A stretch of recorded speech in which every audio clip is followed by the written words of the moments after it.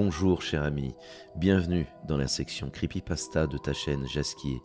Tu découvriras de temps à autre des histoires d'horreur terrifiantes et mystérieuses que j'ai le plaisir de te conter. Avant de commencer, abonne-toi pour ne pas manquer les prochaines Creepypasta. Les commentaires sont les bienvenus, ça soutient la chaîne et ça m'aide à m'améliorer. Tu peux aussi me rejoindre sur Twitch pour des jeux d'horreur plus terrifiants les uns que les autres si tu le souhaites. Le lien de la chaîne se trouve dans la description de cette vidéo ou tape simplement Jasquier sur l'appli Twitch. Tu es prêt? Alors éteins la lumière, allume quelques bougies et laisse les ombres t'envahir. L'affiche disait « Bonheur, vendu dans des bocaux en verre, appelez aujourd'hui » et sous le texte se trouvait un numéro de téléphone. Je rentrais chez moi après une longue et épuisante journée de travail lorsque j'ai aperçu le papier agrafé sur un vieux poteau téléphonique. Je l'ai pris en photo en pensant que c'était amusant. J'allais le montrer à ma femme une fois arrivé à notre appartement, mais j'étais pris par les tâches ménagères et je les ai oubliées. Le dîner, la vaisselle, la lessive, préparer une collation pour notre fille, la mettre au lit, puis ranger ses jouets. Elle était restée dans le salon. Chaque soir, c'était exactement la même routine. Le lendemain, je me suis réveillé en dormant dos à dos avec ma femme. Je devais toujours me lever plus tôt qu'elle pour mon travail. Alors je me préparais tranquillement pour la journée et me dirigeais vers la porte. Au travail, je mettais à jour la dernière note de frais de l'entreprise. La plupart des jours étaient semblables à celui-ci. En gros, ils me payaient pour que je regarde un ordinateur 9 heures par jour et que je saisisse quelques chiffres dans une feuille de calcul. J'ai terminé mon travail très rapidement, alors j'ai décidé de quitter le bureau plus tôt. Le fait que c'était un vendredi et que beaucoup de gens partent tôt à la fin de la semaine a également aidé. En revenant, je pensais à ce qu'était devenue ma vie. Je l'ai fait souvent. J'ai toujours rêvé de voyager quand j'étais plus jeune. Je voulais traverser le pays en voiture ou faire un road trip en solo à travers l'Europe. Puis j'ai rencontré Kelsey. Ne vous méprenez pas, j'adorais Kelsey. Je veux dire, je l'adore toujours. Nous n'avons tout simplement plus cette étincelle lorsque vous rencontrez quelqu'un et entamez une relation. Que ce soit prévu ou non, certains de vos projets de vie personnelle doivent être suspendus. Et puis cette relation se transforme en mariage, et puis vous avez un bébé, puis vous devez inscrire votre fille dans une école maternelle, puis vous devez trouver un emploi mieux rémunéré, et travailler plus d'heures, et blablabla, et blablabla. J'essaie pas de m'apitoyer sur mon sort, je dis juste que j'étais pas vraiment satisfait de là où j'en étais dans ma vie. Je ne me serais pas considéré comme une personne vraiment heureuse. Alors que je prenais le même chemin pour rentrer chez moi, que je faisais chaque jour pour aller au travail et revenir, je suis passé devant la même affiche que j'avais croisée la veille. Je ne sais pas pourquoi, vraiment pas, mais j'ai décidé d'appeler le numéro. Je pensais que ce serait une blague, peut-être que quelqu'un décroche et dit « Je t'aime » à l'autre bout du fil et raccroche, ou peut-être que c'est une ligne adressée à une travailleuse du sexe. Je savais vraiment pas à quoi m'attendre. J'ai appelé, ça a sonné qu'une seule fois avant que quelqu'un ne décroche. « Bonjour ?» dit une femme. Salut, j'appelle à propos de ton affiche, ton annonce, » Oh, génial! dit-elle calmement. Quand veux-tu le récupérer? Récupérer quoi? Le pot? Dit-elle comme si c'était la chose la plus évidente au monde. Oh, bien sûr, je réalisais alors que j'avais quitté le travail plus tôt sans le dire à Kelsey. Donc je pouvais juste aller le chercher maintenant, et elle n'en saurait rien. Qu'est-ce que c'est exactement? C'est ça que tu vends? Je viens de te dire, c'est le bonheur, dans un bocal en verre, comme le dit l'affiche. Le bonheur se conserve mieux dans des bocaux en verre. Ils sont plus durables que, disons, un sac en plastique. Ah, d'accord. Devrions-nous nous rencontrer quelque part? Ah oui, à coup sûr. Je veux pas tomber sur un sale type ou quelque chose comme ça. Alors, allons dans un lieu public. Le lieu public que nous avons choisi était un parking Starbucks, situé à un peu plus d'1,5 km de chez moi. Maintenant, je pensais vraiment pas acheter un pot de bonheur ou autre. J'étais sûr à 99% qu'elle allait me vendre de la drogue.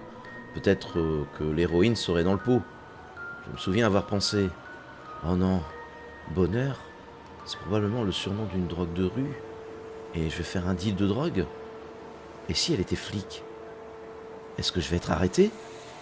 Mais quelque chose en moi m'a dit de continuer à marcher. Et c'est ce que j'ai fait. Je suis resté dehors et je lui ai envoyé un texto. Moi. Je suis là. Elle. Cool. J'arrive dans une seconde. Moi. Qu'est-ce que tu conduis? Elle. Une Silver Camry. Et alors que son dernier texte arrivait, j'ai vu sa voiture s'arrêter. Elle a pris place non loin de là où je me tenais. Je pouvais voir qu'il n'y avait personne d'autre dans la voiture, ce qui a apaisé ma peur d'être kidnappé. Elle ouvrit sa porte et resta debout sur le trottoir, regardant autour d'elle jusqu'à ce que ses yeux rencontrent les miens. Je lui ai fait un petit signe de tête en signe de reconnaissance. Elle a simplement répondu en agitant la main, me faisant signe de venir à sa voiture. Ce que j'ai fait. Elle était jeune, peut-être dans la vingtaine, avec des cheveux dorés et bouclés. Sa peau était pâle.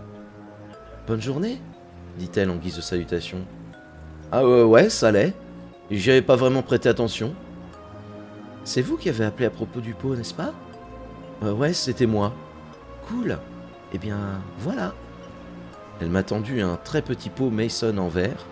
Il ne pouvait pas mesurer plus de 2 pouces de hauteur. À l'intérieur se trouvait une lumière. Pas une ampoule, juste de la lumière. C'était comme si quelqu'un avait mis du soleil en bouteille. Il brillait même en plein jour, en milieu d'après-midi. Ça ressemblait à un petit soleil ou à un petit univers existant dans cette petite maison aux murs de cristal. Je l'admirais sans tenter de cacher la crainte sur mon visage. « Ah, c'est génial, n'est-ce pas ? Et qu'est-ce que c'est ? Vous avez posé cette question à 3 reprises, je pense. La réponse est toujours la même. C'est le bonheur. Le bonheur dans un bocal en verre. Et qu'est-ce que j'en fais ? Gardez-le, dit-elle simplement. Si vous avez des problèmes, envoyez-moi un SMS. Elle commença à monter dans sa voiture. Attendez, j'ai dit. Je pensais que tu vendais ça. Combien ça coûte ? T'inquiète pas, mec, dit-elle avec un sourire. Tu vas payer. Elle a fermé sa porte et je me suis écarté alors qu'elle reculait. Puis, je suis parti. Que diable venait-il de se passer ? Qu'est-ce que je tenais ? J'ai de nouveau regardé le pot. Son éclat était tout simplement fascinant. Je l'ai mis dans ma poche. J'ai pu voir sa lueur légèrement à travers mon pantalon. J'ai commencé à rentrer chez moi à pied. Ce qui n'était qu'une belle journée ensoleillée s'est rapidement transformé en une journée pluvieuse, avec des nuages enveloppant le ciel. Il n'était pas prévu qu'il pleuve, sinon j'aurais pris le bus ou le métro pour me rendre au travail ce jour-là. J'ai couru jusqu'à la maison en essayant de ne pas être trop trempé. J'ai finalement trouvé un abri une fois arrivé à mon immeuble. Je me suis dirigé vers ma porte et j'ai découvert que ma clé n'était plus sur mon porte-clés. Merde ! J'arrive pas à croire que je l'ai encore perdue, pensais-je. J'ai frappé à la porte et j'ai dit d'une voix un peu forte : « Hé bébé, c'est moi ! Je sais pas ce qui est arrivé à ma clé !» J'ai entendu la porte se déverrouiller de l'autre côté. Lorsque la porte s'est ouverte, j'ai été accueilli par un homme grand et corpulent, aux cheveux gras et à la barbichette hirsute. Il a dit : « Je pense que tu t'es trompé de porte, mon pote. » « Oh !» j'ai dit, désorienté. « Pardon ? Passez un bon... » Il laissa échapper un petit rire en fermant la porte. Appartement numéro 33. Je sais que c'était mon appartement. Je sais que c'était le cas. J'étais dans l'appartement 33 depuis 5 ans maintenant. Mais c'était pas mon appartement. D'après ce que j'ai pu voir à l'intérieur, tous les meubles étaient différents. Ils étaient peints d'une couleur différente. Il n'y a rien qui allait. J'avais l'impression de m'être cogné la tête et d'être drogué. À ce moment-là, rien n'avait de sens. J'ai sorti mon téléphone pour appeler Kelsey, afin qu'elle puisse me calmer et me dire que j'étais juste confus pendant une seconde. Mais son contact n'était pas dans mon téléphone. En fait, il n'y avait rien dans mon téléphone. J'ai eu aucun message avec elle. Aucun appel précédent. Pas de photo. C'était comme si mon téléphone était réinitialisé à ses paramètres d'usine. Cette fille a-t-elle éteint mon téléphone alors que je regardais pas ? J'aurais simplement composé le numéro de Kelsey manuellement, mais je m'en souvenais pas très bien. Je le connaissais par cœur auparavant, mais plus maintenant. Je devais retourner au bureau. J'avais tous mes contacts sauvegardés sur mon ordinateur de travail. Comme il pleuvait toujours, j'ai sauté dans le bus qui s'arrêtait juste devant le complexe d'appartements. J'ai roulé en ville vers mon bureau, tout le temps en regardant mes chaussures mouillées, en me demandant ce qui se passait. Nous disposons d'un accès par carte clé à notre bâtiment, afin que seul le personnel autorisé puisse entrer. Je garde toujours ma carte d'accès dans mon portefeuille, toujours. Mais surprise, elle n'était pas là. J'ai appelé le haut-parleur que nous avions pour les invités ayant des rendez-vous, ou pour les employés en renfort au cas où quelqu'un perdrait ou oublierait sa carte. Hé, c'est Tim. J'ai dû perdre ma carte. Mon numéro d'employé, c'est... Je me suis arrêté alors que j'avais un blanc. Une voix sortie du haut-parleur. Tim, ça ne me dit rien. Quel est votre numéro d'employé? Je m'en souviens pas, je... C'est bien, c'est rien. Dites-moi simplement votre nom complet et votre département. Les finances? Je suis dans la finance.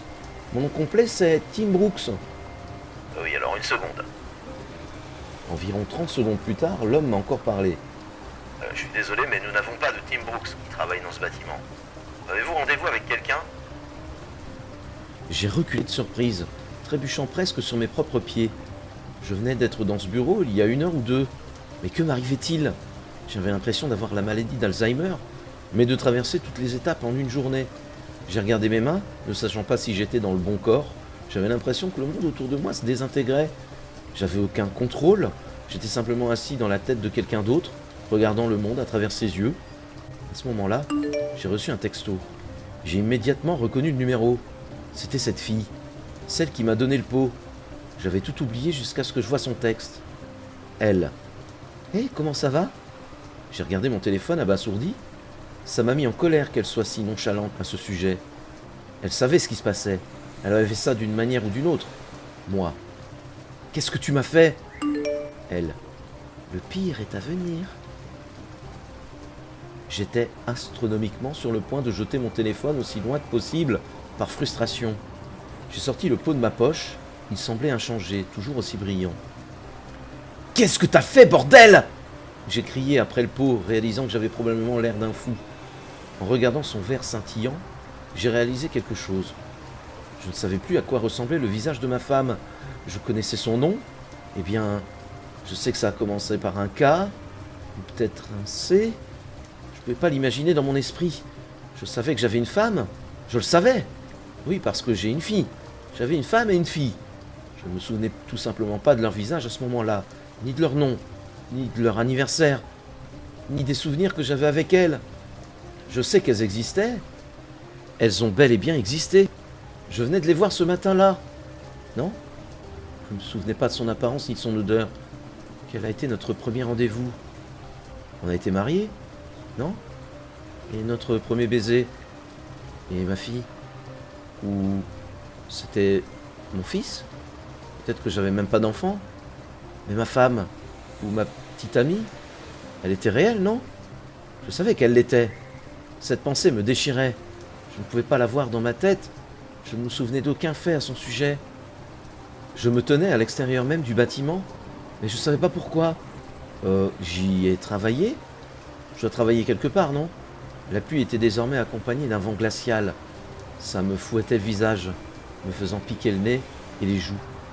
Je voulais rentrer à la maison. Je voulais être avec elle. Je voulais avoir chaud. Je voulais faire un boulot de bureau merdique qui me gardait un toit au-dessus de la tête. Je voulais tout. J'étais trempé. J'étais malheureux. Je ne me souvenais pas de mes parents ni de mon enfance. Ai-je au moins eu des amis? Pourquoi étais-je sous la pluie? J'ai regardé ma main. Je tenais toujours le pot. Le seul souvenir de toute ma vie dont je pouvais me souvenir concrètement, c'était cette fille qui me l'avait donné, me disant que c'était du bonheur. Ça ne m'a pas apporté le bonheur, ça a apporté de la douleur. J'ai acheté de la souffrance. J'étais plus malheureux à ce moment-là que je ne l'avais jamais été. Mon téléphone a sonné. Casse le pot, Tim. J'ai regardé mon autre main, avec le soleil couchant et le ciel pluvieux. Je jure que le pot brillait plus fort que n'importe quel lampadaire près de chez moi. Je ne l'ai pas cassé parce que je suivais ses instructions. Je l'ai cassé parce que j'étais en colère. Je l'ai cassé parce que j'étais bouleversé. J'avais besoin d'une libération. J'ai levé mon bras au-dessus de ma tête et je l'ai abaissé d'un seul mouvement rapide, brisant le pot sur le béton sous mes pieds. L'air sombre et froid qui accompagnait la pluie s'est propagé, comme si c'était l'onde de choc d'une bombe qui explosait. Et j'étais à l'épicentre. J'ai vu la lumière chaude et jaune de l'intérieur du pot se propager rapidement sur le sol et monter dans le ciel. C'était comme si j'observais les débuts de la création de l'univers, comme si Dieu venait de claquer des doigts et de dire « que la lumière soit. J'étais englouti dedans. Je pouvais plus voir la rue, ni la pluie, ni rien de sombre. J'avais l'impression de plonger dans une étoile allant plus vite que la vitesse de la lumière. C'était comme être assis devant un feu par une froide nuit d'hiver. Mais cette chaleur recouvrait chaque centimètre carré de mon corps. Et puis, j'ai cligné des yeux. Immédiatement, je pouvais sentir les draps sous moi, et mon dos touchant à peine celui de ma femme. Je regardais par la fenêtre. La lumière du matin pénétrait à travers la vitre et brillait sur mon visage. Je me levai du lit et j'attrapai mon téléphone. C'était vendredi matin. J'ai eu un texto. « Faites-moi savoir si jamais vous avez besoin d'un autre pot. » J'ai appelé au travail pour dire que j'étais malade. Je me suis faufilé dans la chambre de ma fille, je l'ai saluée avec un baiser, et je lui ai dit qu'elle n'était pas obligée d'aller à l'école maternelle aujourd'hui. Nous allions passer une journée en famille. Elle sourit et étendit les bras en bâillant avant de se recroqueviller et de se rendormir. Je me suis recouché et j'ai serré ma femme très fort. Je ne l'ai pas lâchée pendant des heures. Notre fille est entrée dans notre chambre et nous a finalement réveillés. Elle sautait sur le lit et nous criait de nous réveiller. Hier, j'ai peut-être trouvé ça ennuyeux. Hier, j'ai peut-être trouvé beaucoup de choses très ennuyeuses, monotones. Mais pas aujourd'hui. Aujourd'hui, je l'ai tiré sur les couvertures entre moi et Kelsey. Aujourd'hui allait être une bonne journée. Aujourd'hui, j'étais heureux.